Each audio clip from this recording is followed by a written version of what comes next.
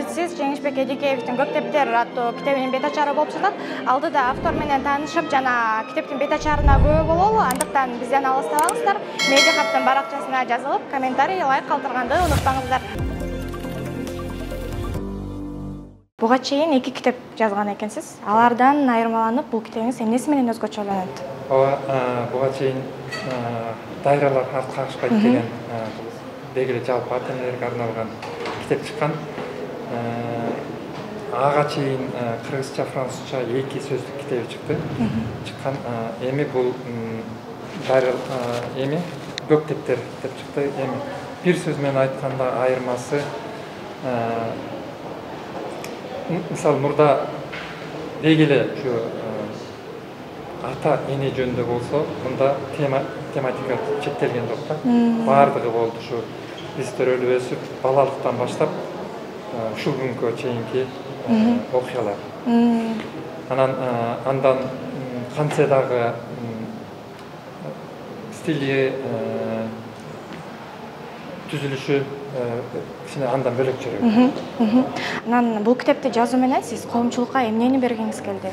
Муну менен мен эми негизи жазуучулукка мына деп босогосунда турган кезим, анан буга чейин журналистиканын казанында кайнап келдик. Ошо көбүнчө мындай көркөм адабиятка, толугу менен көркөм адабият эмес, ушу көркөм публицистика катары, публицистика аркылуу ушу белгилүү жашоодогу саясий, маданий, белгилүү жеке жашоодогу бир көйгөйлөрдү ачып берүү да. Ошо бардык тармактын көйгөйүн башкача бир тереңине кирип, башкалар баягы тыкылдатып көрө элек эшигинен кирип дегендей ошого аракет кылдым. Азыркы учурда жазуучулук менен да алектенип китептериңизди чыгарып атасыз. Алдыда кандай ишкерлик менен алектенейин деп жатасыз? Жазуучу болоюн деп жатасызбы? Негизинен баягы тамырында дегендей журналист болгон соң, журналистика менде баягы калбайт. Мен аны таштабайт окшойм. Бирок мен эми жазуучу, журналистика менен жазуучулук бул асман жерде 2 бөлөк кесип да. Ошон үчүн бул жаңы кесипке өтүп атканымда, демек бул жазуучулук жөн эле хобби эмес, жөн эле бир эр күнү кагазга түшүрүү эмес, бул кесип. Бул болгондо дагы ушу адамзаттын кесиби да. Ушу адам пенденин кайгы муңунун бардык турмушунун кесиби. Туулган жер сенден кетүү тилек болгон эмес мага, ал тагдыр болгон. Сенден алысташ максат болгон эмес мага, ал тагдыр болгон. Бирок тагдырдын баарын бешине жазмыш жасабайт, жарымын адам өзү жазайт. Демек, бир кезде кетсем, эми кайтып келемин. Алыстарды жакындатамын, үзүлгөн жиптин көзүн тартып кулаймын. 13 жылдан бери чет өлкөдө жүрөсүз, Швейцариядан. Буга чейин берген интервьюларыңызда ар бир жайкы каникул сайын келип кетип турам деген экенсиз да. Бул жолку келишиңизде бул жака төбөлүккө келдиңизби, же болбосо кайра Швейцарияга кетесизби? Жок, эми азырынча биротолого келдикпиз. Бирок аз убакыт калды, көбү бүтүп азы калды. Ал жактагы баягы жашап атканыбыздын анан жөн эле максат, жөн эле тилек эмес, бул кандай айтсам, мен келечегимди көрө турган нерсе бул өзүбүздүн экен да, башка жактан эмес. Анан 2007-жылы де-факто газеттин жубайыңыз менен ачыптырсыз, негиздептирсиз. Бул газетаны ачуунун негизги максаты эмнеде эле? Оюм, журналисттер бир сөзсүз эле бир максатты коюп ачпайт газет. Бул эми ошол биринчиден ошол журналистик мүмкүнчүлүк ышык жетилет. Анан өзүңдө журналистикадагы амбиция ойгонот, келип чыгат. Анан белгилүү турмушта принциптер болот, саясий жана башка. Анан ошонун баары чогулуп келип, анан ушу гезит ачууга гезит ачканбыз. Биз үчүн жакшы жери, мен дагы жубайым Чолпонда журналист, ошон үчүн бизге балким башкалардан жеңил болмок, жеңил эле эмес, ошо гезиттин таасирдүү жакшы болгондугу ушу бирибиз ушу экөөлөп көтөрүп кеткенден болду деп ойлойм. Бир эле адамдан идея эмес, бизде ушу эки адамдын идеясы болуп, эки адамдын чыгармачылыгы болуп, жакшы кесип болду деп ойлойм.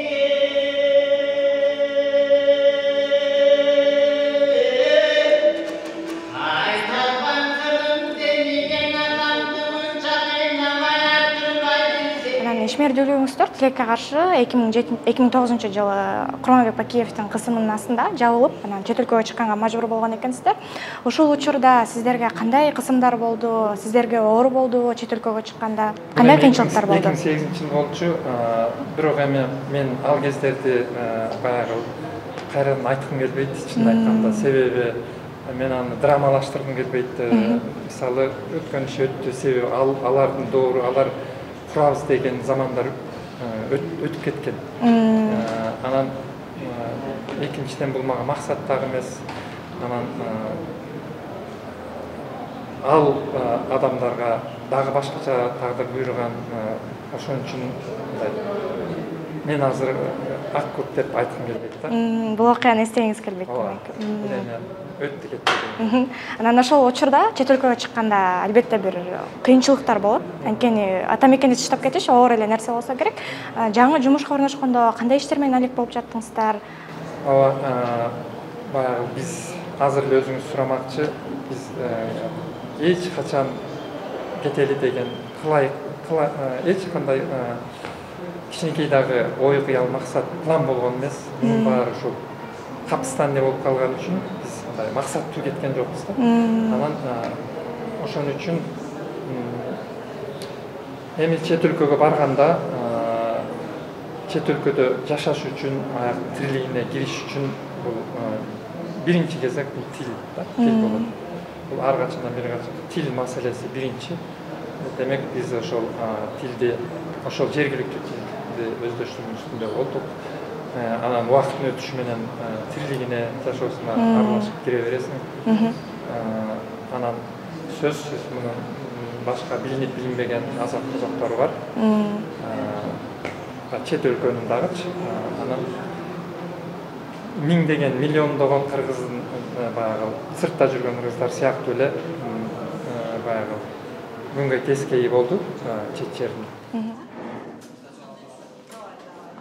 Китепти азыр окуп атам. Толук бүтө элекмин.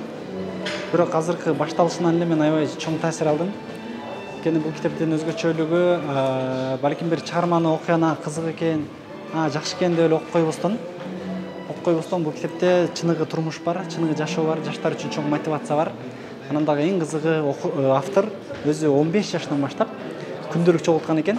50 жаштан өткөн жокто ошондон 30 толгон экен. Ошондон эң мыктыларын кынаптап келип туруп жазган. Анан бул китептен аябагандай чоң таасир алдык. Кудай буйрса өзүнүн ар бир кыргыз окурман жүрөгүнөн түнөк табат деген ойдобуз. Ошол чет өлкөгө чыгып кайра келген учурда Кыргызстандагы сөз эркиндиги, журналистикадагы өзгөрүүлөрдү байкадыңызбы?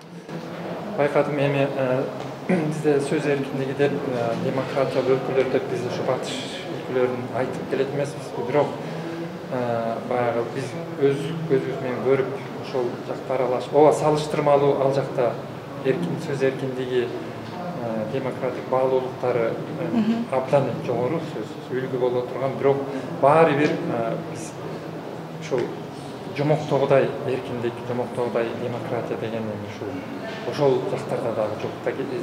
Андай кездештирүү табуу кыйын да, себеби кайсы бир деңгээлде бул дагы баягы дүйнөгө жайылткысы келген чоң идеология болот. Анан демократия атурбай кээде ошол өлкөлөрдүн өзүнө дагы оңойго турбайт. Эң кичи дагы ошонун жомоктой жашоосунда кемесинде болуп атышкан жок да, алар билетчи. Анан ошон үчүн бизде ошого салыштырып көрөм дагы, биздеги демократияны алардан кем эмес атургай биз ушул журналисттик баягы чоң капчыгыбызга, сумкабызга ашып ташып турган демократия бизде бар да. Ошону биз болгону баягы туура пайдаланып илишибиз керек да. Анан алдыда журналистикага кайра кайтып келейин деген оюңуз барбы? Негизинен мен мурдагыдай мен журналистиканы кайрадан башынан өткөрөм деп ойлобойм да. Эми ушу көбүнчө тилегим, мендеги максат ушу жазуучулук болот окшойт. Демек жазуучулук сиздин жан дүйнөңүзгө жакын нерсе. Анан китебиңиздин аты дагы өзгөчө экен, Көктептер деп. Эмне үчүн аталышын Көктептер деп койдуңуздар? Көктептер мен үчүн да мурдатан өзгөчө сөз катары келген. Бул эми гезиттеги жөнөкөй эле кичинекей рубрика болчу. Көктептер деген агым кезиндеги кичинекей рубрика болчу да. Анан бара ал Көктептер чоңое берди дагы, анан акыры китепке айланды да. Анан эми түшүндүрмөсү эң эле жөнөкөй ушул. Мен баягы бала дегенде сезим ойгонгону негизи эле дептерге жакын экенмин.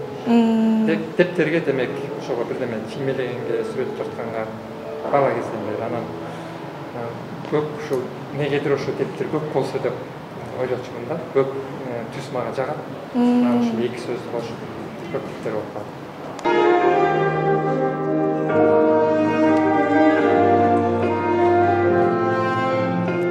Китеп 700 беттен туруп 1000 нускада басылып чыккан. Жеңишбек Эдигеев Көктептер мурун агым гезитинде иштеп жүргөндө кичинекей рубрика болчу.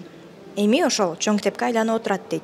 Жазуучунун алдыдагы ишмердүүлүгүнө ийгиликтерди каалайбыз жана китеп өз окурмандардын жүрөгүнөн орун табышына тилектешпиз.